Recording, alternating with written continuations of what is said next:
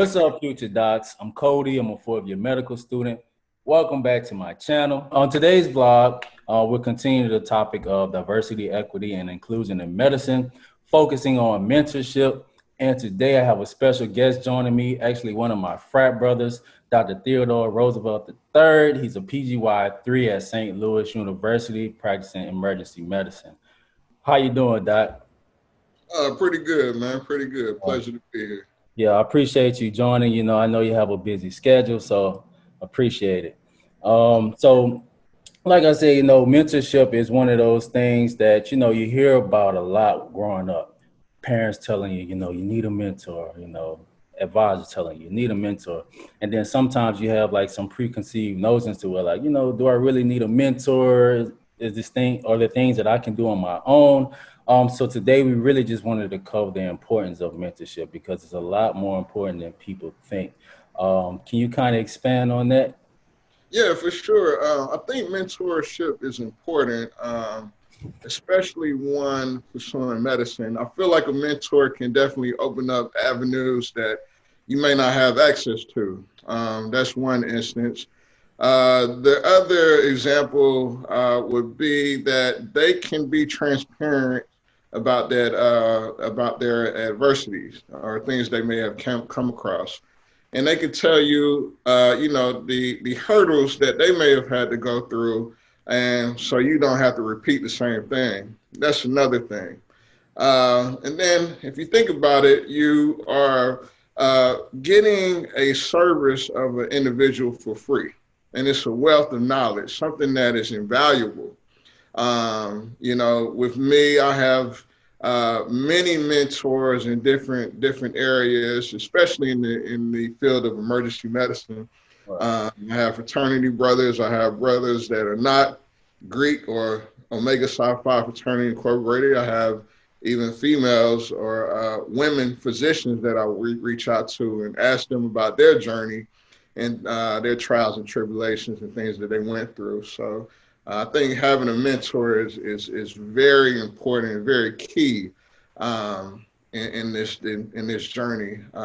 It goes back to the old adage that your network is your net worth. Right. Being who you're affiliated with says a lot about you. And a lot of things you go through in life, you just can't get through on your own. So I think mentorship is very, very important. Right, exactly. Yeah, I feel the same way.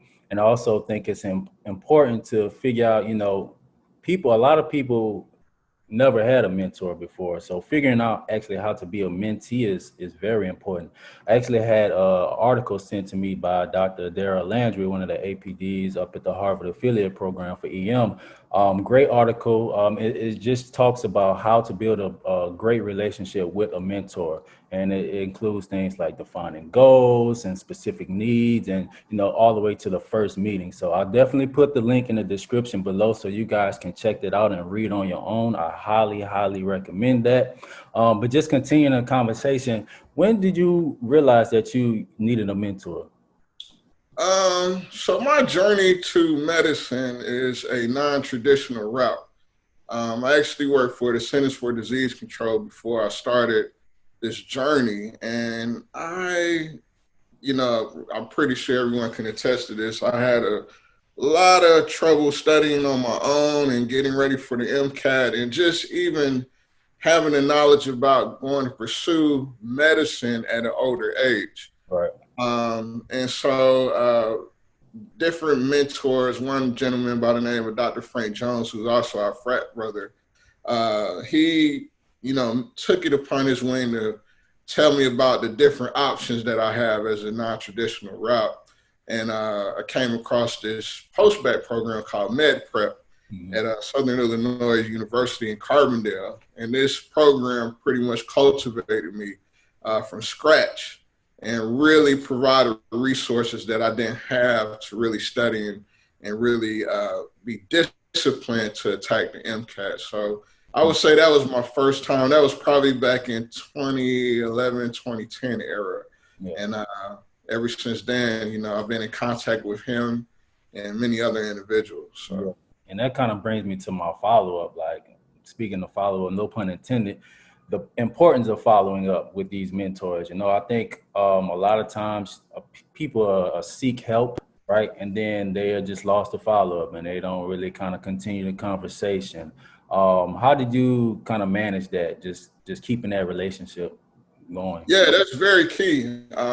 Like you said, I really don't believe in just reaching out for a one-time thing. It's an ongoing process, Right. and that's one of the things that I really believe in keeping valuable relationships even after a duty may be performed.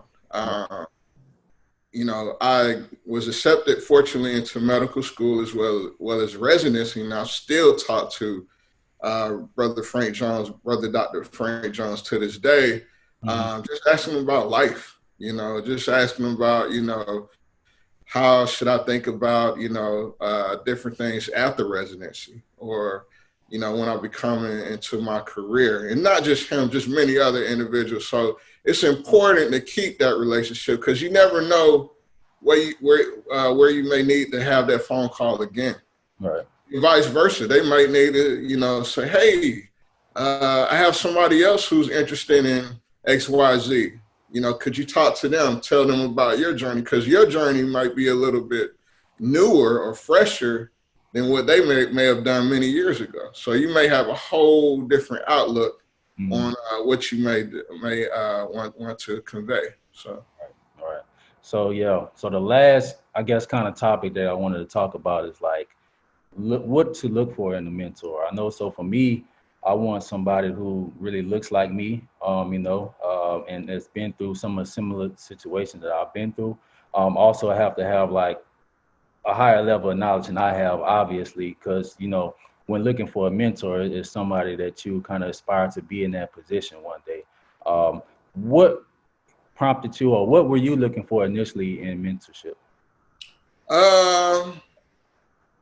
I guess the main thing for me is someone that's actually enthused and engaged with being a mentor. Some people may say they would love to mentor you, and then that's the last time you hear from them. I'm looking for someone who's really engaged and giving me key advice and key points about things that I need to be doing. And I could tell right off the bat, you know, from the first conversation, you know, how the lines of communication may be. Are they easy to get to? Do they follow through when saying they're going to actually talk to me on a certain particular day? You know, if I'm just being pushed off, and everyone's busy, but if there's no follow through, Right. that's one of the things I kind of shy away from. And, you know, not everyone is meant to be a mentor. So you have to really see if this particular individual is fit for you. Just like you said, someone who looks like you, may talk like you, or you have like-minded ideals and things that you can relate upon. I think that's very important. But yeah, I think for me is if I can, and I feel like I have a strong sense of discernment. I can really tell if someone is really about helping me and mentoring me from the first conversation. So that's very important to me. Right.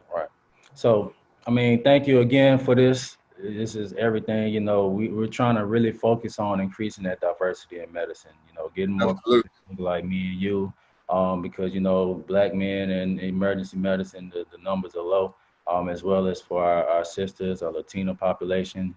So we really want to just get everybody on the same page. And I think this topic of mentorship is very important to that. And yeah, so thank you for, you know, doing this, taking the time to do this is much appreciated. No problem. Anytime. Yes, sir. Yes, sir. And so hope you guys enjoyed that. I hope you got some information from that, man. Don't forget to follow me on Instagram at YouCanMD. Don't forget, you can get some merch at youcanmd.com. Dr. Harper, you got any social media that you want to shout out or anything?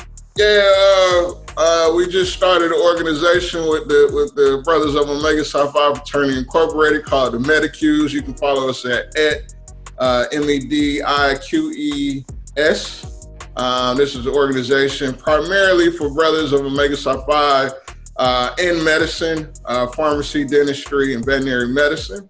But we will have many different things we're going to do. We're giving out scholarships, full scholarships for those aspiring to be in medicine and those other industries. We're giving out scholarships for pre-med help like Kaplan Prison Review, test materials, actually paying for the cost of these tests, particular tests, step 1, step 2, 3, MCATs.